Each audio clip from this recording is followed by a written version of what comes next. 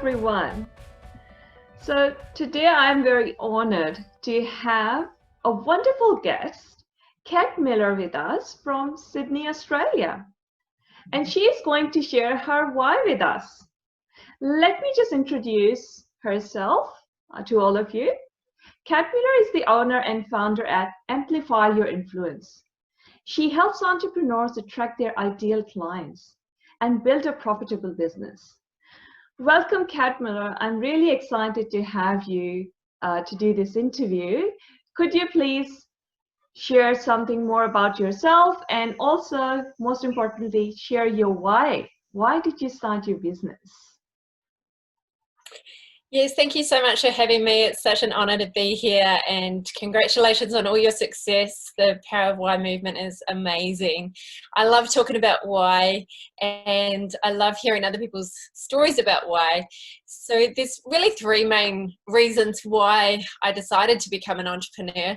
The first reason is I just feel really wired for entrepreneurship. I don't know if you feel like this, but when I'm working in jobs where I feel that it's doesn't have the meaning and it doesn't have the fulfillment, and maybe you're building someone else's dream, I just feel like something's off. And I just had this kind of itchy, restless feeling. So in 2003 I was working 9 to 5 in an insurance company in New Zealand, and I just felt like work was meaningless and boring, and I thought there's got to be more than just hanging out for the weekend, you know.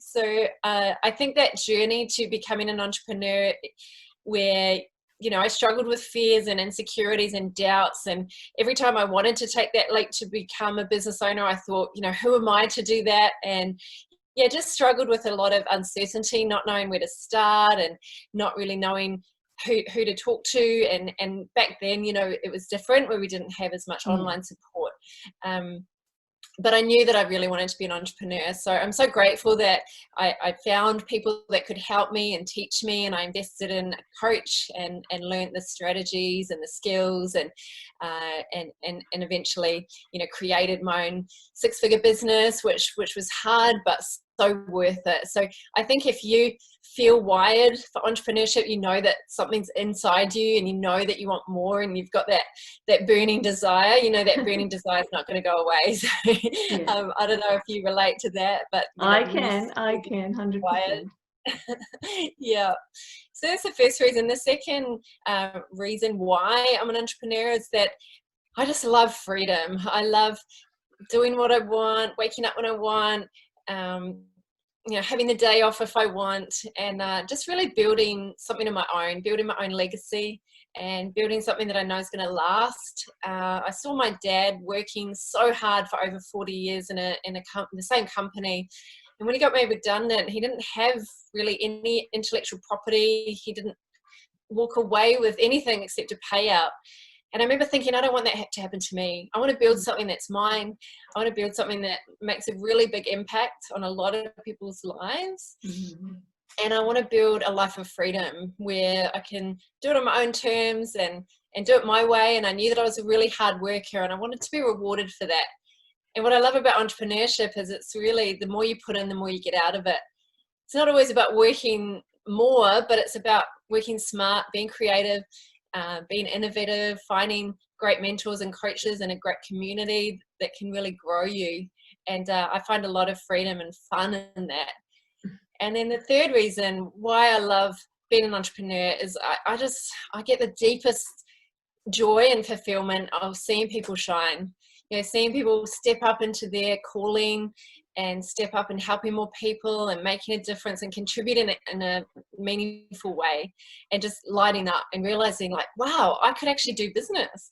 So many of my clients, they don't realize that business, although it is challenging, that anyone can learn it. Anyone can learn the skill. It's an even playing ground in entrepreneurship. You don't have to have gone to university or been born into a wealthy family.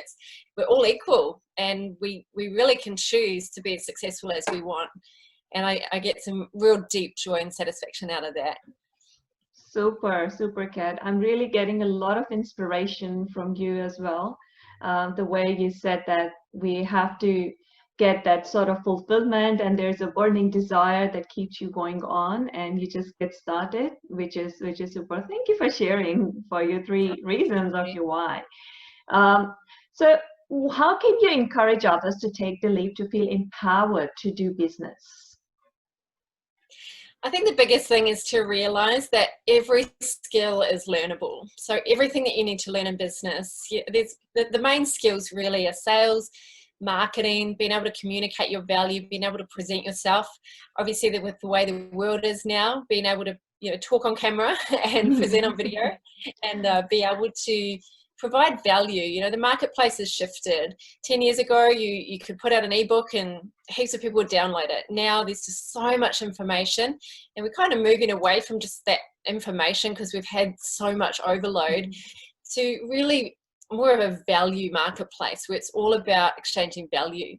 And I believe that everyone watching this has skills that people are willing to pay for, and if you can master those skills, you don't have to be the best, you don't have to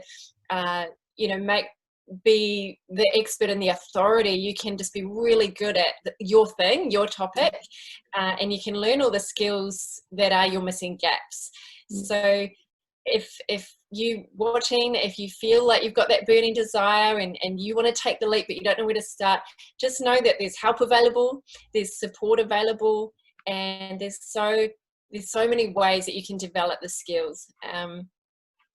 My biggest advice would be to really break it down into baby steps so that you're not overwhelmed. I find that with many entrepreneurs, they kind of try something here and read something here and listen to something here, and they've got their hands in a lot of pies. And I heard a concept once where they talked about building a lot of half-built bridges, where you kind of try a little bit, maybe you go to write a book, but then it gets too hard, so you try another bridge, you maybe start a podcast or start a Facebook group, and instead of having lots of half-built bridges, you follow that bridge all the way over, and you complete, and you get that satisfaction of completion. So just starting with those baby steps and mapping it out and creating a clear strategy so that you're not kind of dipping in and out and all over the place. So when you've got a nice clear strategy, when you start developing those skills, remembering that all skills are learnable, and when you have the support, get into a supportive community is so important. Yeah, and I think that's where a lot of people struggle. And in my business, I did struggle initially in that as well, like the strategy, the one that you talked about. And I would say, like, I agree 100%. If you don't have the right strategy in place, you're going to build like halfway, and, doing everything at the same time and not going anywhere. And then you get overwhelmed, burnout, and look, I can't work like this. And I think this is another factor that a lot of people just give up and go back to their 9-to-5 jobs, and they say that it's not our thing. So I completely agree that to have a direction and a positive and like-minded people community and get help somewhere would be the most important thing if you exactly don't know like what is happening or you're burning out. So I agree. Thanks for sharing that. Yeah, thank you. So our Instagram users want to know something more about you, Kat. So tell us one memorable or funny experience you have in your business. Oh, I've got so many. I've made so many mistakes. That would be great to share. This. I think if you share any of your mistake, I think that's a great value you are going to add in this interview. Yeah, because people are scared. People have fear of making mistakes, and they think that if they make mistake, they can't progress at all. So I would encourage, if you're comfortable, please do share if you like to share any of your mistakes, or which is funny as well. I think when I first started out, I didn't really know what I was doing, and I just made a big massive mess, and I'm still cleaning it up. But you just take the dive, and because you've got to get that cash flow happening, I didn't have all the systems and everything in place. So it was more like I just need to get clients as soon as possible. And I just kind of went out there and started sharing my message and helping people. And I remember I decided to run this event, and I was just doing everything. I was terrible at delegation. I was terrible at outsourcing. And I just thought, oh no, I'll handle it. You know, it's my business. And I remember the tipping point was I was running this event where I had a great team, but for some reason, you know, they said to me, okay, we'll organize the flowers. And I said, no, I'll get the flowers. I live right next to this flower market. So the event was starting at 9:30. And I remember I got to the flower market early, and I was rushing, and I'd done my makeup and my hair, and I was wearing this white dress. And I didn't kind of think about the fact that flowers are quite messy and dirty. And I didn't take an apron, I didn't take any buckets. And this was this really crazy flower market at Flemington in Sydney. And I just got covered in flowers, like dripping flowers. And it was like a 40-degree day in Sydney. And I had a fake tan on. And I remember it started running, and I turn up at my event just absolutely an absolute mess, and my team just grabbed me. Someone takes my dress off and starts scrubbing it. And I just didn't know what I was doing, and I didn't allow other people to help me. So it's been one of the biggest lessons I've learned, is to actually not try and do everything yourself, to actually focus on your brilliance, the things that you love, the things you're good at, and actually receive help, and not be too stubborn to, you know, take help when people offer it, because people are, you know, really willing to help. And I think if we all support each other, then business can be a lot more enjoyable and way less stressful. I'll be honest with you, Kat, this is one of the problems with me. Like, I try to do everything, but even at this stage, it's so hard to satisfy myself unless I do it by myself. I said, no, I don't like it. So I do struggle sometimes on that side of things. Like, if I don't like whatever my team has done, in reality, like, I should go back to them to fix that. And I just try to fix it myself. And then I get upset what's going on. So yeah, I agree. It still happens with me. Yeah. Oh, I'm glad I'm not alone. Yes. All right, let's move on. So our Facebook users want to know more about you, Kat. So what is your business value that you stand by? Well, it sounds a bit cliche, but my value is all about giving value, giving massive value, and not holding back. So it's so important to me, whether someone is, you know, not paying anything and they're following me on social media, or, you know, they're just joining the entrepreneurial world, that I can give them value and support them along the journey until they're ready, if they're ready to work with me. Or maybe they follow me for years to come and never work with me. I just don't want to hold back. I follow you, and I can guarantee whatever you're saying is absolutely correct. And I obviously get a lot of value out of it, like whatever you share. It's a great content. I can endorse that. Oh, I appreciate that. Thank you. I appreciate that. And yeah, I think when you come from that value of wanting to give value and contribute, and I don't chase people down. I don't kind of push. I wait for people who want to work with me, and the time's right. And I find that it's almost a much, I don't want to say easier, in terms of you don't just sit back, but you know, you give and give. And when you are confident and you know that you can help someone, you don't have to hold back and do these, you know, weird tacky sales things. If you show up with authenticity, I know that's a little bit overused, but you know, when you're genuine, when you're real, people can feel it. They sense your energy. And another value that's really important to me is to always keep working on myself and investing into myself, and making sure that I have coaching.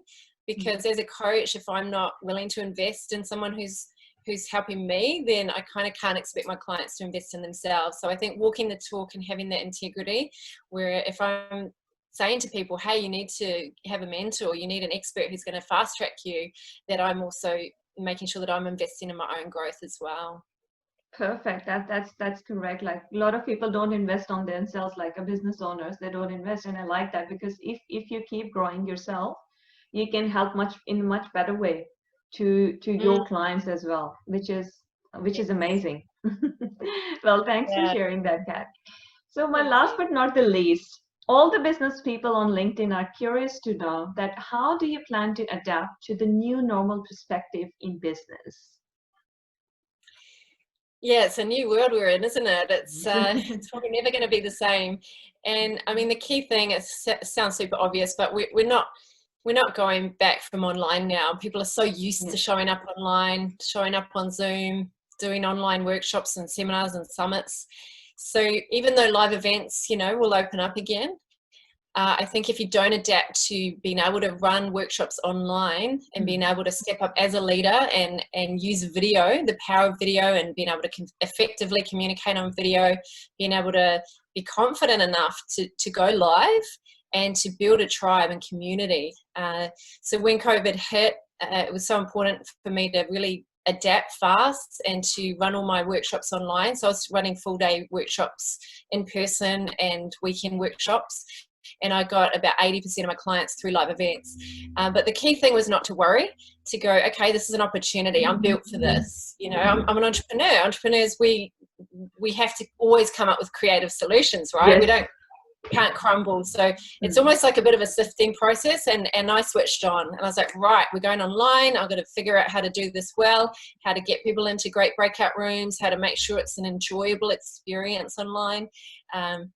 So I'm planning to really develop the online workshops and to make sure that it's an interactive experience as much as possible, and it doesn't feel too 2D. Like, it is a 2D experience. You don't have the touch and the smells and the, you know, the handshakes anymore.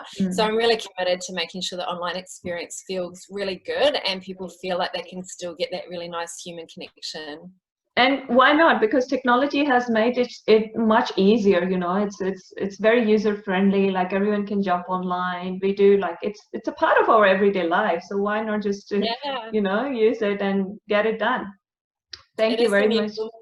It's Yes, not as hard as people think. I used to freak out with exactly. technology. I used to be a personal trainer, so having to learn it all and come, you know, sit down in front of the laptop, I found a challenge. But I just want to encourage all of you that are watching this, you know, anyone can learn these skills, and it's not as hard as you think. And you can reach out and get support from people to support you to make sure that you are adapting to the new normal, and you don't have to go back to a job if you don't want to. Yes, you are so encouraging, Kat. I'm really getting motivated. Oh, thank Whatever you. you share. Now, if someone like me from the audience who are watching this video right now wants to connect with you, how do they reach out to you? Could you please share your social media links, or yeah? Yeah. Well, katmillar.com is my website, katmillar.com.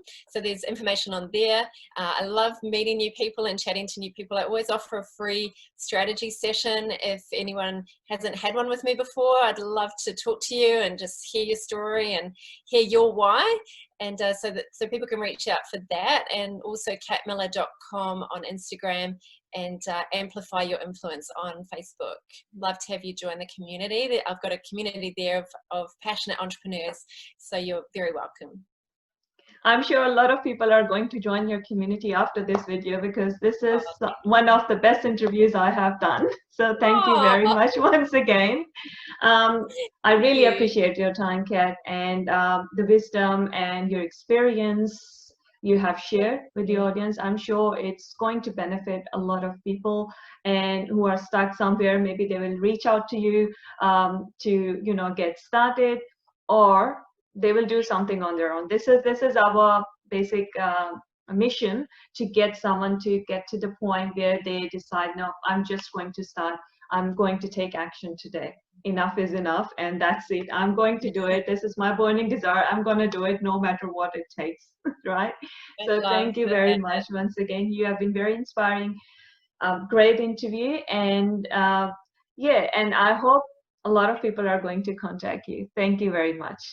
Thank you, Fahin. I really appreciate you taking the time. And if you're watching this, I just want to encourage you, business is too hard to do alone.